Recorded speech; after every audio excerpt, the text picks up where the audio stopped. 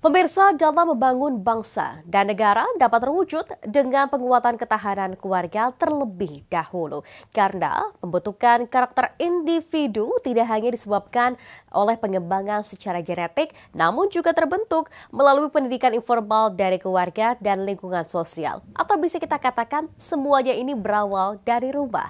Dan pada hari ini kami akan mengajak Anda untuk membahas mengenai program ketahanan keluarga ini bersama dengan kedua narasumber kita yang bergabung melalui sambungan virtual. Yang pertama yaitu adalah Ibu Dewi Asmara SHMH. Beliau adalah anggota DPR RI Komisi 11 yang sudah bergabung. Kemudian juga narasumber selanjutnya ada Ibu Angela Sri Melani Winiarti SMM. Beliau adalah koordinator Latbang Perwakilan BKKBN Jawa Barat. Halo Bu Dewi dan juga Ibu Angela.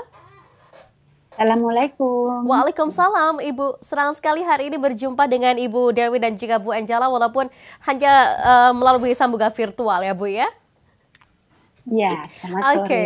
baik. Selamat sore.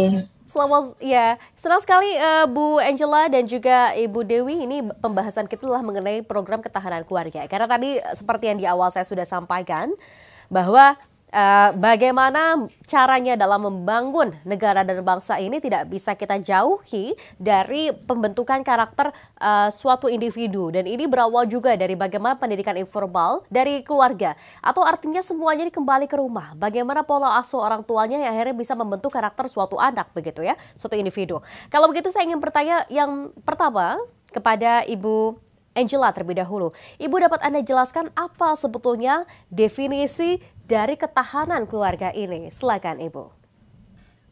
Baik, terima kasih. Sebelumnya selamat sore dulu Ibu Dewi, yang hari ini Ibu Dewi cantik sekali gitu ya. Ya Ibu, selamat sore. Kemudian Mas Ayu juga hari ini charming juga seperti itu ya. Baik, berbicara tentang definisi ketahanan keluarga.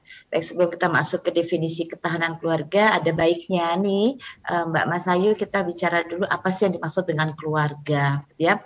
Pengertian keluarga, kalau tadi dikatakan semua berawal dari keluarga.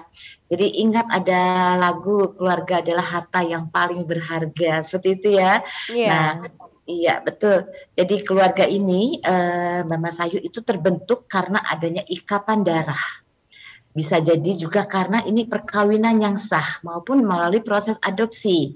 Jadi keluarga ini adalah merupakan sarana utama untuk mengembangkan baik fisik, mental maupun emosional serta kehidupan sosial bagi anggota keluarganya. Nah, dari sini kita berbicara ketahanan keluarganya, Mbak Mas Ayu.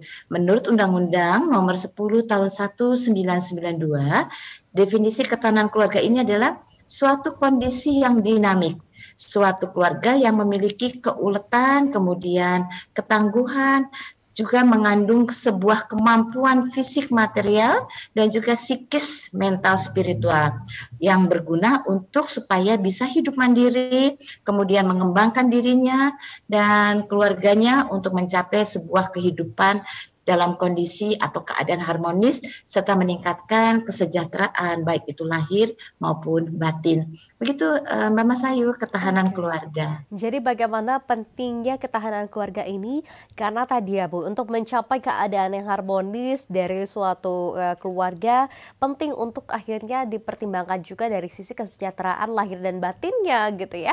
Karena pembentukan karakter ini ya lagi-lagi saya katakan semuanya ini dikatakan berawal dari rumah begitu ya. Bagaimana pendidikan informal di rumah. Kemudian saya ingin bertanya kepada Ibu Dewi, di sini Ibu sebagai anggota DPR RI pastinya juga kita tahu bahwa ada istilah ketahanan keluarga, ada pula istilah ketahanan nasional. Mungkin dapat Anda jelaskan, Ibu Dewi, adakah hubungan antara ketahanan keluarga dengan ketahanan nasional ini? Ya, jadi memang hubungannya itu justru erat sekali. Karena terwujudnya ketahanan nasional tentu tidak terlepas dari peran keluarga. Karena apa? Keluarga ini kan merupakan pilar utama dan juga tentunya dalam membangun bangsa, keluarga itu adalah unit-unit terkecil dari suatu bangsa, di mana akan menentukan peran-peran dari setiap keluarga itu tentunya akan menentukan langsung mengenai ketahanan negara.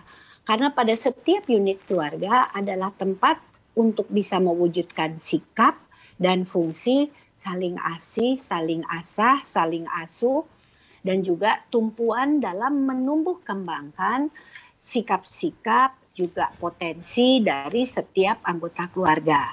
Bahkan pembentukan karakter-karakter anggota keluarga itu tentu kan adalah di dalam tiap-tiap keluarga. Nah, otomatis tentu pembentukan karakter bangsa ditentukan dan bermula dari karakter keluarga-keluarga yang ada di dalam bangsa itu sendiri, sehingga itulah hubungan yang erat bahwasanya ketahanan keluarga tentunya erat hubungannya dengan ketahanan nasional. Oke, baik. Jadi artinya bagaimana pembentukan karakter suatu bangsa ini juga berawal atau dimulai dari pembentukan suatu keluarga, menghasilkan individu yang tadi ya Bu Ibu katakan ini berkualitas akhirnya, karena tadi fungsi asah, asih, asuh ini juga sangat penting ya untuk tumpuan perkembangan suatu individu.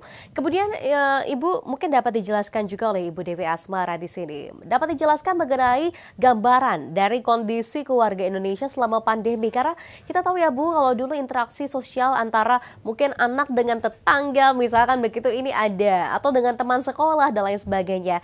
Tapi kalau kali ini mungkin lebih banyak interaksinya ini adalah di dalam rumah. Bagaimana sebetulnya Bu Dewi kondisinya saat ini? Ya, memang biasanya kalau tidak pandemi dengan pandemi ini tentu adalah sangat-sangat berbeda. Ya. Dan ketahanan keluarga ini terancam selama pandemi. Ini berlaku mungkin secara global wide lah ya, hampir di seluruh dunia.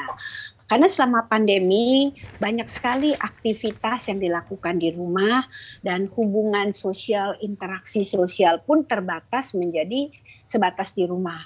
Kalau biasanya banyak interaksi sosial dilakukan di luar rumah beserta teman kerja, teman sekolah, teman keluarga, kemudian berubah menjadi lebih banyak di rumah. Nah, tentu ini ada efek psikologis karena jenuh, baik mengenai permasalahan yang tadinya biasa di sekolah jadi di rumah, juga ada yang biasanya ada rutinitas kerja, dunia kerja itu kan berbeda dengan di rumah. Ada kesenangan, ada keceriaan juga ketika berkumpul bersama teman-teman.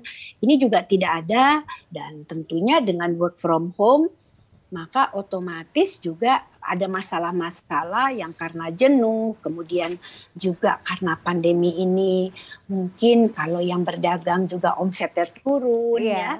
Ada juga yang terancam kehilangan pekerjaan atau pengurangan gaji, kemudian himpitan ekonomi, dan ini menimpa juga pada mereka-mereka yang pasangan-pasangan muda yang menikah muda, sehingga timbul juga masalah-masalah kekerasan dalam rumah tangga, dan angka perceraian juga menjadi tinggi, ya, karena mungkin itu tadi karena jenuh biasanya bergaul ke sana kemari, istilahnya sehari-hari kalau tidak diatasi dengan 8 fungsi keluarga yang baik, ya aplikasinya, maka tentunya ini tidak ada pemahaman antara masing-masing keluarga, tentu bisa menjadi ancaman. Baik, Ibu tentunya menarik sekali perbincangan kita kali ini, karena nanti saya juga ingin tanyakan sebetulnya mengenai kendala yang dihadapi oleh BKKBN sendiri melihat dari potret kondisi keluarga Indonesia saat ini, terutama tadi pernikahan usia dini ini juga masih menjadi permasalahan khusus, tapi sebetulnya ada tidak permasalahan lain yang juga terus mungkin dikejar oleh BKKBN untuk kita selesaikan solusinya bersama. Tetap bersama kami karena setelah ini kita akan menyaksikan sebuah video tayangan berikut ini untuk Anda. Persoalan stunting harus mendapatkan perhatian serius.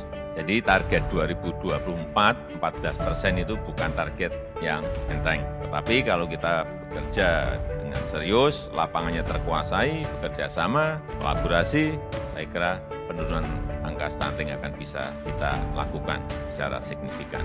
Ketua pelaksananya ada di Kepala BKKBN. Artinya apa? BKKBN memegang kendali pencegahan stunting mulai saat ini.